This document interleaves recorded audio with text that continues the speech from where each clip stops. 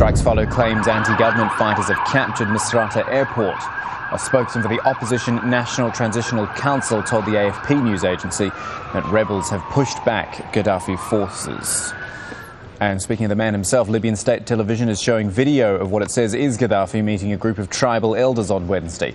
It is impossible to say if this video is actually from Wednesday. It would be, however, the first time the Libyan leader has been seen in public since April 30th. That was when a NATO airstrike killed his son and 3 of his grandchildren. Well, NATO's intervention in Libya has been welcomed by the opposition fighters and civilians alike.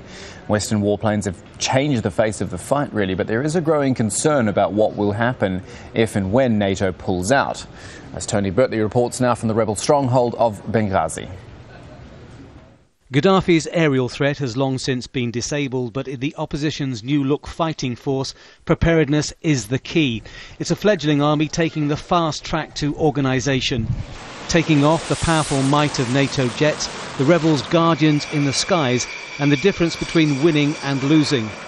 So far, coalition planes have flown more than 5,500 sorties, destroying a wide array of Gaddafi's control and command structures and his forces' heavy weaponry. They've saved opposition towns and changed the balance in others. They haven't, however, stopped people being killed and wounded. Before the conflict, he was an electrician. He was wounded defending the besieged town of Misurata. He will live. Many more have died. The fighting is very tough. Gaddafi's forces use weapons we cannot destroy.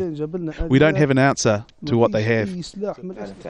Hanan is a housewife. By some chance of fate, she survived a Grad rocket attack on her home. 3 members of her family were killed. They're shelling indiscriminately. It's very intensive and the explosions are loud. Lots of people have been killed and many homes destroyed. Everyone is scared. The situation is unstable. NATO is the life support machine for the opposition. Switch it off and the patient could die. It's not certain the opposition would lose without NATO, but equally they probably couldn't win either, at least in the short term, without Allied air power. And the longer this conflict goes on, it's feared the more likely that cracks will develop in the coalition over such things as cost, direction and effectiveness. And that can only benefit the Gaddafi regime. There are no suggestions for now that NATO is anywhere near making a decision on pulling out, but with powers such as Russia, China and India continually questioning the Libya operation, the possibility of departure will have to be addressed. If that scenario happens, it's going to kill the whole people in the east part and in Jalun, Awjilan, in Kofra, in Misurata, in Western Mountain.